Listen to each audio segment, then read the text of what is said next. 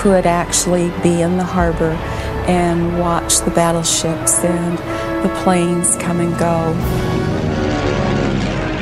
Little did we realize that Pearl Harbor would change from being a place to being an event. 7:52 a.m. Commander Mitsuo Fushida, who leads the Japanese air attack, radios back the code, Tora, Tora, Tora, meaning success, maximum strategic surprise, Americans caught unaware. At 7:55 a.m., the island-wide attack begins.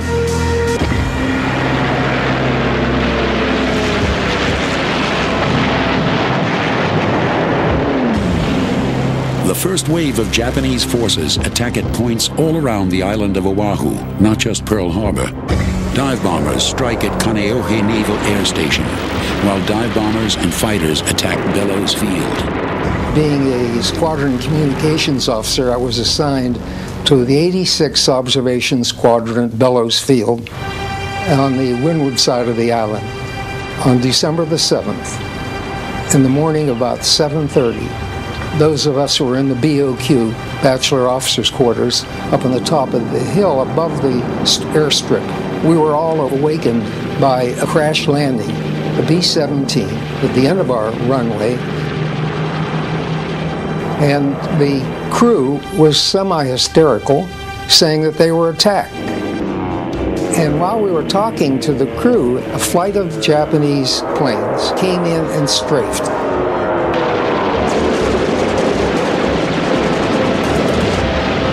They were so low you could see the faces of the pilots. During that attack, every man for himself was scattered. I remember I jumped under the shack of the operation shack.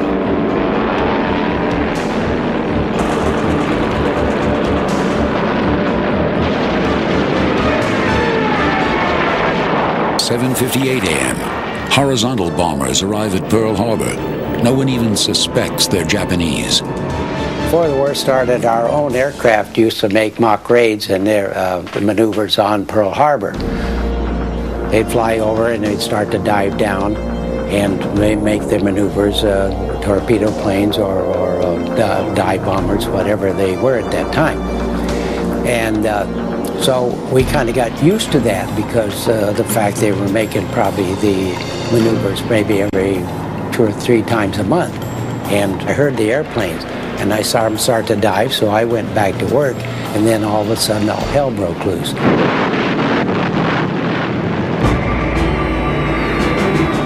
Waves of bombers continue to pound military installations in an all-out assault on the island. But the Japanese aren't limited to military sites. They're also bombing civilian targets. Hearing the roar of airplanes, airplane after airplane going over, didn't seem unusual. After all, we lived in a military installation.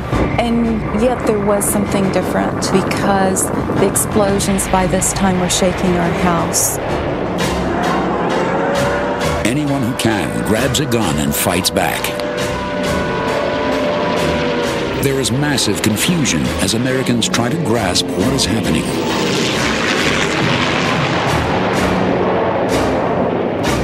In a tragic case of bad timing, the scheduled American B-17s and the U.S. aircraft from the Enterprise arrive Pearl Harbor at the same time and are caught between enemy and friendly fire. 8:05 a.m. Machine guns on Battleship Nevada open fire on torpedo planes. Repair ship Vestal, moored next to Arizona, opens fire. Battleship California receives torpedo portside at frame 1110. High-level bombers begin the run on Battleship Row. One of the easiest targets is the defenseless Oklahoma. On board, the only thing Leon Kolb is expecting is sabotage. When the first torpedoes hit my ship on December the 7th, I thought, that's what's happened. After the second or third explosion, the officer of the deck came on our communication system and said, all hands man your battle stations. The enemy's attacking.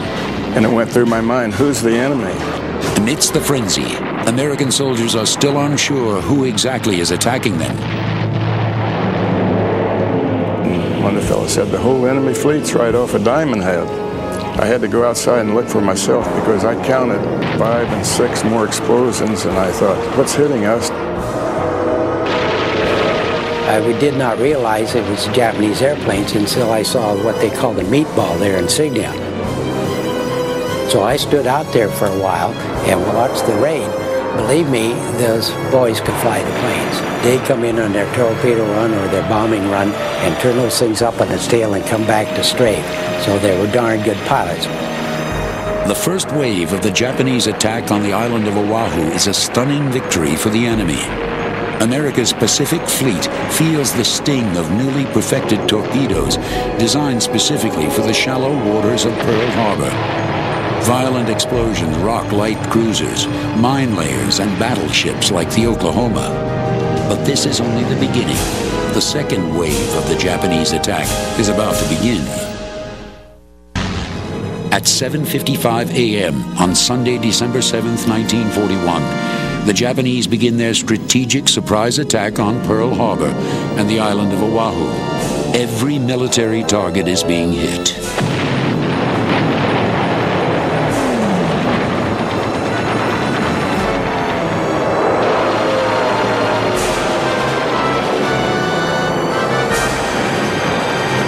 Defense, Americans put up whatever resistance possible, but it is no match for the onslaught.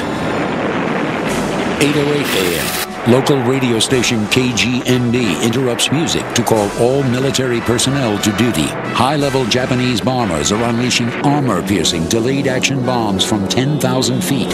One scores a direct hit on the battleship Arizona. The mighty warship sinks in less than 9 minutes. I looked up and I saw the high-altitude bombers come along.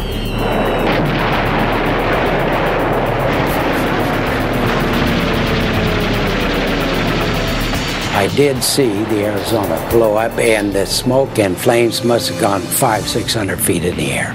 I mean, it was awesome. Absolutely awesome. Somebody asked me if I was scared. I said, you darn right I was scared. You know, who wouldn't be? 2 ship lengths away, the USS Oklahoma is an easy target. I thought, this is going to be the closest I'll ever come to death without losing my life. I wanted to go back down to my locker and take the things out I had, seeing I was going to have to leave the ship. One of them was an engagement ring, and I just bought for my wife.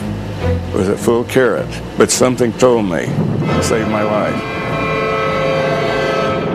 The Oklahoma is hit by 10 torpedoes. Explosions have ripped holes throughout the ship's armor. And because portholes and watertight hatches had been left open overnight, seawater is surging into the ship. There's no portholes in there so you can look out and see what's going on, but you sense that the ship's going way out of balance. By that time, others had started going over the side, so I assumed they'd heard the word to abandon ship. And I was one of the first 2 or 3 to swim to an officer's boat. Dive bombers come over. I actually followed the plane in until it dropped the bomb on the Pennsylvania, which was in the dry dock. 8:14 a.m. The Oklahoma has capsized. Turret gunner Leon Kolb has barely escaped with his life, but hundreds of men trapped inside the Oklahoma's hull can be heard pounding against the steel. High above the blazing wreckage, 19-year-old Japanese airman Taisuke Maruyama witnesses the destruction of the bomb he dropped. The bomb my plane dropped hit the battleship Oklahoma. Since it was my first mission, I was happy that my bomb did hit the Oklahoma and we won the battle. Desperate attempts to free the men trapped inside the overturned Oklahoma will continue on into the night. 8:15 a.m., KGMB interrupts regular programming for a second call, ordering all military personnel to report for duty, including doctors and nurses. I was stationed at Tripler General Hospital. I was assigned to the maternity ward, and of course we had a lot of enlisted men with their families there.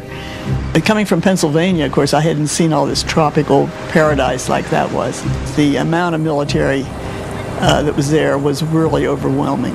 But, you know, we were completely removed from any thought of any war. I don't think most of us even realized there was a crisis there. I was in bed, sound asleep. Two of our night nurses